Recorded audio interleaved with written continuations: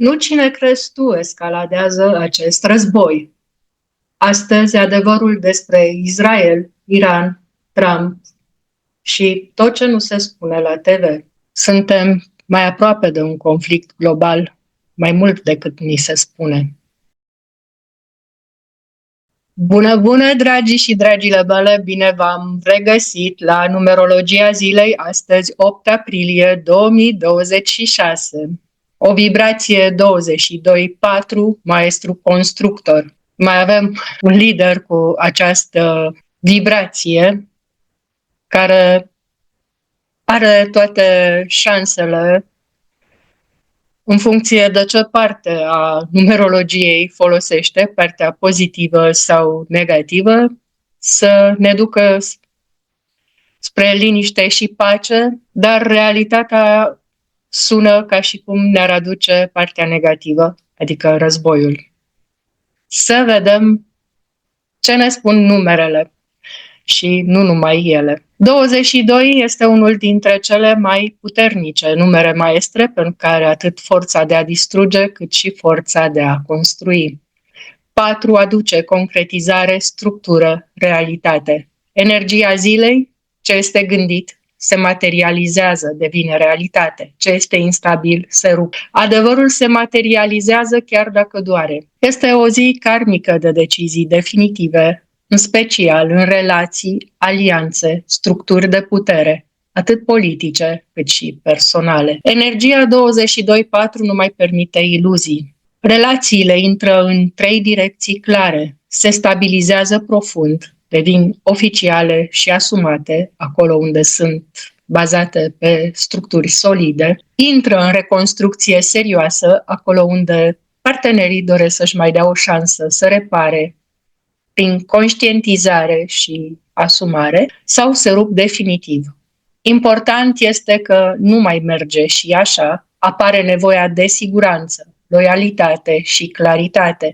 Intențiile trebuie clarificate de ambele părți. Sau în cazul alianțelor, dacă sunt mai multe părți implicate, cu toții trebuie să își spună clar intențiile și să-și asume rezultatele, faptele. Ca dinamică energetică, 22 arată iubire matură, destinică, iar 4 presupune responsabilitate. Presupune, dar să nu uităm, toate cifrele au și o parte negativă. Relațiile karmice sunt testate dur astăzi. Impactul pe numerele de destin, destinul, o zi de decizii radicale, trebuie să alegi între ego și construcție reală. Destinul 2 are parte de relații testate emoțional și este obligat să spună adevărul. Destinul 3, în această zi, punctul său forte, comunicarea devine karmică. Ce spune astăzi 3 îi va crea viitorul. Destinul 4, o zi foarte puternică în care îți definești direcția de viață. Destin 5, o zi de restricții, de limitări și lecții de disciplină. Pentru un 5, asta da, zi de examene. Destinul 6, focus pe familie și parteneriate, o decizie legată de stabilitate. Destinul 7, astăzi, are revelații puternice. Dacă toată ziua stai și cugeți, e normal să te și iluminezi la un moment dat. Astăzi tu, 7, vezi adevărul din spatele oamenilor. Destinul 8 astăzi este despre putere, bani și control. Un must-have la 8, da? Posibil conflict de autoritate.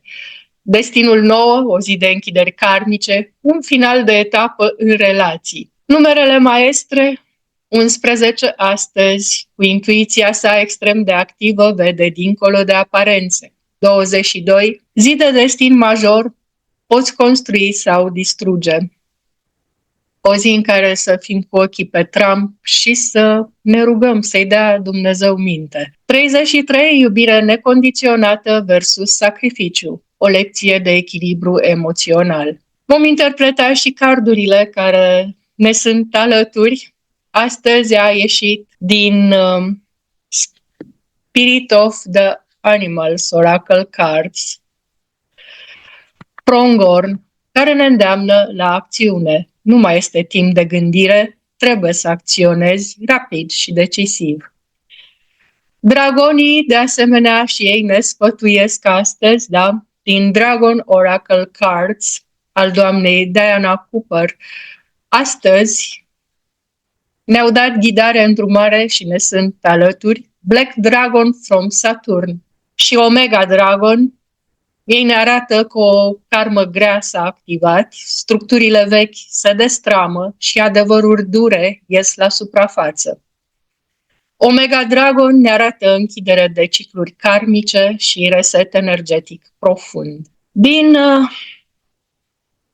Whispers of Lord Ganesha, Oracle Cards, al doamnei Angela Hartfield, ne este alături cardul Inner Knowing, numărul 17, care ne spune că adevărul este deja în tine, nu mai ignora situația.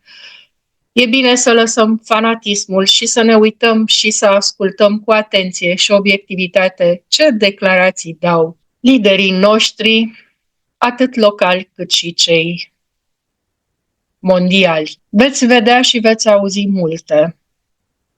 După cum se poate vedea, nimeni nu mai respectă legile internaționale, drepturile omului, iar așa zis și dușmani iranieni sunt obligați să facă lanțuri umane cu piepturile goale, să stea să înfrunte bombe, drone, rachete și ce mai au SUA și Israel de trimis pe ei, pentru simplul fapt că în subsolul lor sunt zăcăminte de petrol, nimic mai mult.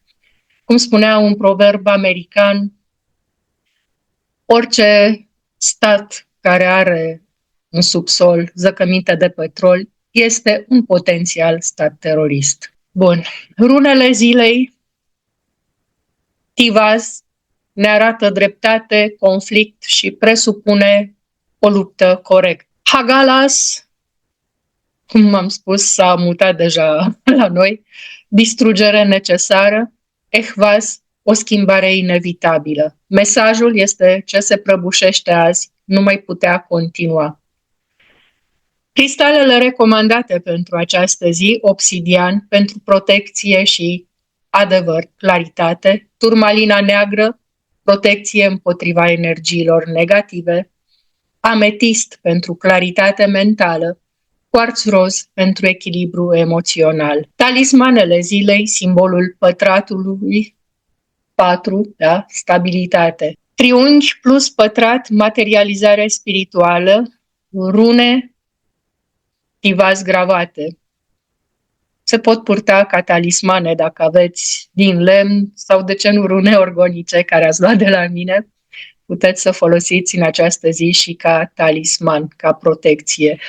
Eu folosesc ciocanul lui Thor astăzi, iar cei care doresc să facă acțiuni, ritualul de protecție pentru Mama Gaia, care l-am făcut acum un an și jumătate în luna august, cu triunghiurile de protecție din Shambhala. Frecvențe recomandate în această zi, 432 Hz, echilibru universal, 528 Hz pentru vindecarea ADN-ului, 396 Hz pentru a elibera fricile.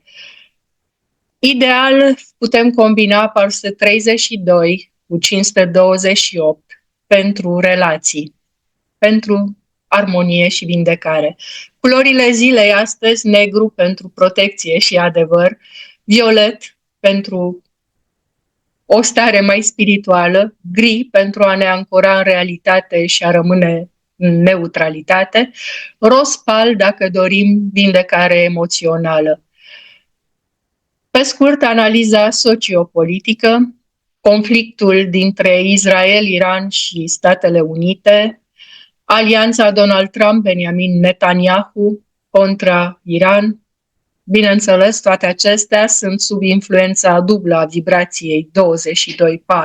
Donald Trump, să nu uităm, este un 22.4, ca și vibrația acestei zile. Totul ne arată o restructurare globală a puterii. Din punct de vedere numerologic, Israel acționează dintr-o energie de supraviețuire și dorință de control. acționând direct, așa cum arată Prongorn. Nerespectarea armistițiului arată că s-a căzut în partea negativă a energiei 4, indică forță și rigiditate. Iranul, o energie de răspuns întârziat, dar puternic, o reacție karmică, iar Black Dragon arată o acumulare de tensiune în zonă. SUA și Trump, reacții imprevizibile, datorate energiei 1, ego, partea negativă a liderului 1, 8, putere, partea negativă este excesul de putere. Poate amplifica conflictul Donald Trump prin declarații sau decizii impulsive. Netanyahu emană o energie de control total, acționând strategic, dar în același timp riscant. 22-4 îl împinge spre decizii istorice. Să sperăm că nu parte de distrugere. Da? Și Gengis Khan și alții au intrat în istorie prin distrugeri masive și genocid. Ce ne mai indică energia zilei? Risc de escaladare militară, alianțe care se rup, repoziționare globală, dar și începutul unei noi ordini geopolitice. Impactul global, piețe financiare instabile, creștere de tensiuni energetice, petrol și resurse, o frică colectivă, dar și trezire. Oamenii încep să vadă adevărul și urăciunea din spatele cuvintelor și acțiunilor liderilor. Adevărul nu mai poate fi ascuns. Mesajul zilei este că tot ce este construit pe iluzie se prăbușește. Sfatul zilei: nu forța lucrurile, acționează doar din claritate. Nu ignora semnele, protejează-ți energia. Astăzi nu este despre dorințe, ci despre să înfrunți realitatea. O să continuăm cu o analiză mai profundă asupra lui Benjamin Netanyahu și Israel, dar înainte de a începe, o să vă spun o glumiță veche, dar perfect valabilă pentru tot ce se întâmplă astăzi. Asta ca să răspund la solicitarea și modul în care mi-a atras atenția cineva foarte drag mie, că prin ceea ce expun eu în canalul de numerologie, sunt de partea greșită a istoriei și a forțelor aliate implicate. Așa că o să răspund cu această glumiță, dacă îmi permiteți. Doi prieteni se întâlnesc și unul dintre ei era foarte, foarte agitat. Prietenul calm îl întreabă pe cel agitat: dar ce ai pățit? Ce se întâmplă cu tine? Și el spune: vai, știi, tocmai ce am asistat la o bătaie, 10 inși băteau pe unul și dădeau în el și el era căzut la pământ. Și bine, tu de ce ești agitat? Ai intervenit? Da, mamă, ce bătaie am tras la ăla. Da? Deci, așa cum ați înțeles din banc, țin să explic, omul, din punct de vedere al celui care mie mi-a atras atenția, a fost de partea celor care băteau pe cineva fără apărare căzut la pământ. Asta era, din punctul lui de vedere, poziția corectă. Fiecare să-și aleagă partea, dar să nu uitați niciodată că acel om singur căzut la pământ puteți fi cândva chiar voi. Bun, acum vom detalia analiza simbolică numerologică interpretată pe baza informațiilor publice pentru Israel și Benjamin Netanyahu. În energia generală a Israelului, raportată la vibrația 22.4, Israel ca entitate colectivă intră într-o vibrație de supraviețuire, control și restructurare forțată. 22.4 activează construcția, apărare și strategie, dar și rigiditatea, refuzul compromisului. Deci, din start, refuză dialogul și diplomația. Când 22 este dezechilibrat, devine hipercontrolator, acționând dur, rapid, fără răbdare diplomatică. Asta explică tiparul acțiune directă înainte de a cere aprobare și consens global. Decizia de a ataca înainte de terminarea armistițiului, cardurile Pronghorn Action, reacție rapidă și Black Dragon Saturn arată karmă grea și consecințe inevitabile. În traducere energetică, mai bine acționez acum și gestionez consecințele mai târziu. Vom analiza puțin profilul numerologic al domnului Netanyahu.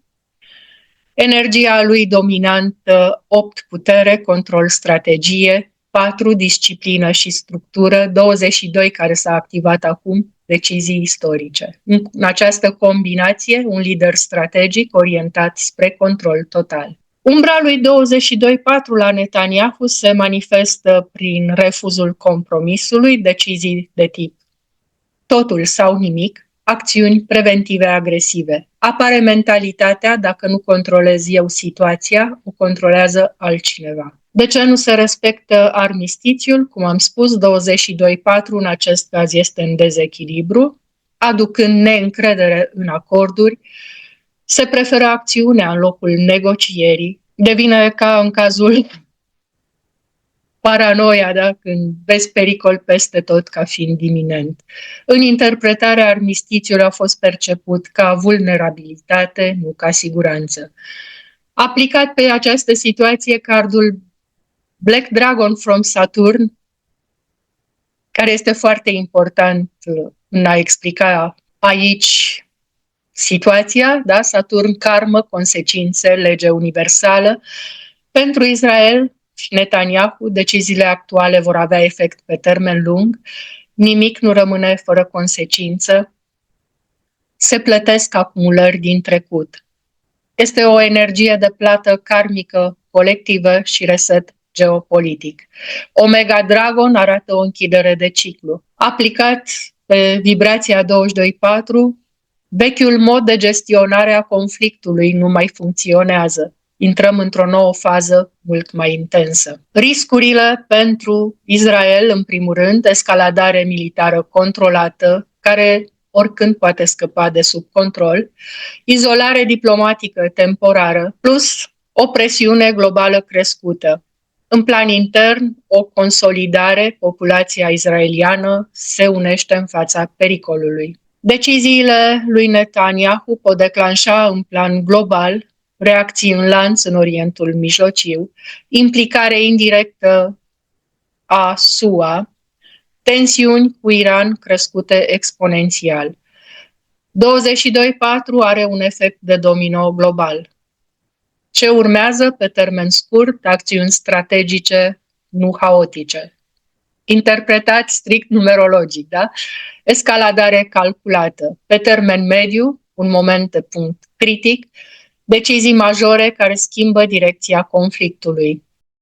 Vă recomand pentru cei care nu înțelegeți despre ce este vorba și despre ce este această luptă în care s-a implicat inclusiv SUA, să vedeți din sezonul 6 Vikingii, episodul numărul 12 și chiar și 11, da? 11 și 12 din sezonul 6 Vikingii, în care nu se hotărăsc cum să împartă balena, da? Atât vă spun. Acum, în traducere pe înțelesul tuturor, Israelul nu acționează din impuls, ci din strategie, frică de pierderea controlului, anticiparea unui pericol mai mare. Netanyahu joacă o carte puternică, dar într-un context karmic foarte greu.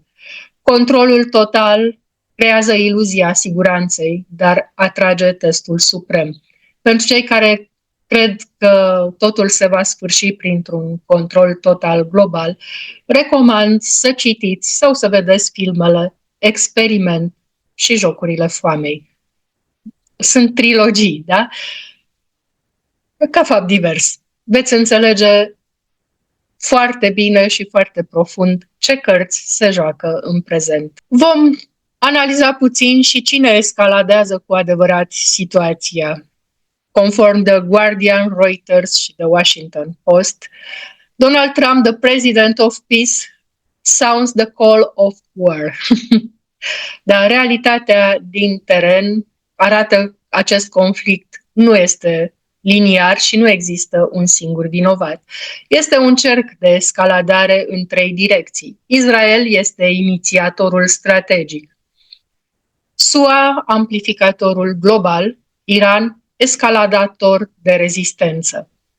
Netanyahu, o escaladare strategică. Ce arată faptele?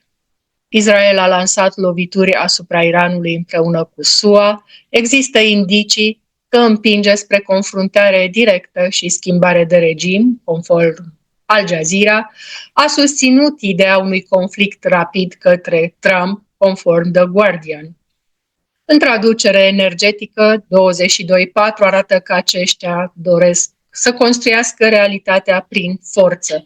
Netanyahu nu reacționează, inițiază.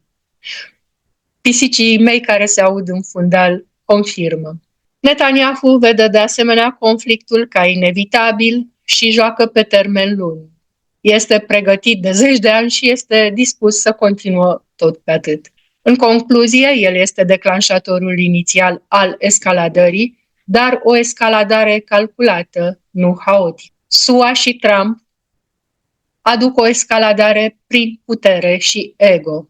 Dorința de a ne arăta mușchii, suntem jandarmul mondial. Ce spun știrile? Amenință Iranul cu distrugerea infrastructurii, conform Reuters. A crescut retorica agresivă și bugetul militar, The Washington Post. Respinge propuneri de armistițiu ca fiind insuficiente, conform New York Post. În traducere energetică, combinația 1+8, ego plus putere, reacționează la oportunitate, amplifică conflictul prin decizii și declarații, vrea rezultate rapide și vizibile. Cum am spus, în plan intern, în SUA, fiind alegeri în noiembrie, republicanii și Trump au nevoie de rezultate rapide și vizibilitate pentru a crește ego-ul poporului american. În concluzie, Trump este amplificatorul principal. Fără el, conflictul rămânea strict regional, dar cu el a devenit global și ne afectează pe toți.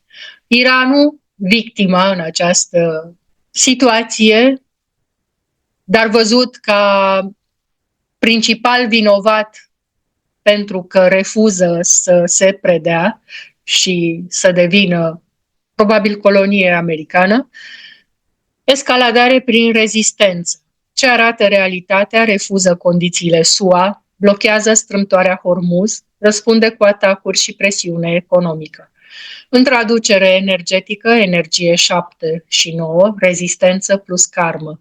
Nu inițiază primul val major, dar escaladează orizontal, extinzând conflictul, conform The Guardian. Strategie, dacă mă ataci, te costă global. Ochi pentru ochi, dinte pentru dinte. Iranul este, în concluzie, escaladatorul de răspuns. În comparație clară, actorul Netanyahu folosește escaladarea strategică, având rol real de inițiator. Trump escaladează exploziv, având rolul real de amplificator. Iranul, prin escaladarea sa defensiv-ofensivă, are rol real de a răspunde și extinde acest conflict. Adevărul important, nu există un singur vinovat, dar există un mecanism clar. Netanyahu pornește jocul, Trump îl duce la nivel global, Iranul îl transformă într-o criză mondială. În interpretare numerologică finală, 22, construcție globală, 4, conflict pentru control. În traducere, lumea intră într-o reconfigurare de putere. Momentul cel mai periculos, conform datelor actuale, conflictul nu s-a încheiat rapid, Iran nu cedează, SUA crește presiunea, Israel continuă atacurile, exact tiparul de escalation trap, spirală fără ieșire. Conform analizei The Guardian, nu asistăm la un conflict, ci ci la o rearanjare a puterii globale. Fiecare actor escaladează diferit, dar împreună creează furtuna. În traducere, Netanyahu aprinde fitilul, Trump aruncă benzină, Iranul transformă focul în incendiu global. Din păcate, trăim niște vremuri istorice isterice, cum spun eu. Trebuie să ne păstrăm calmul și dacă tot aveți chef de rugăciuni, să vă rugați pentru sănătatea mentală și echilibru liderilor noștri și liderilor mondiali. Sper ca totul să fie doar în imaginația mea și conflictul să se stingă peste noapte, ca și cum n-ar fi existat, deși în imaginația mea, așa cum văd eu situația, liderii, atât cei locali cât și cei mari pe plan mondial, sunt complet rupți de oamenii pe care ar trebui să-i reprezinte și pe care să-i îngrijească. În dorința lui de a-și crea un monument în ochii americanilor, Trump, prin ceea ce face, riscă să ducă inclusiv America, nu doar Iranul, ci chiar și Europa, într-o întoarcere la epoca de piatră, ca să folosim cuvintele dumnealui. O zi frumoasă în continuare și sper ca, așa cum am spus, acest scenariu să fie doar în imaginația mea.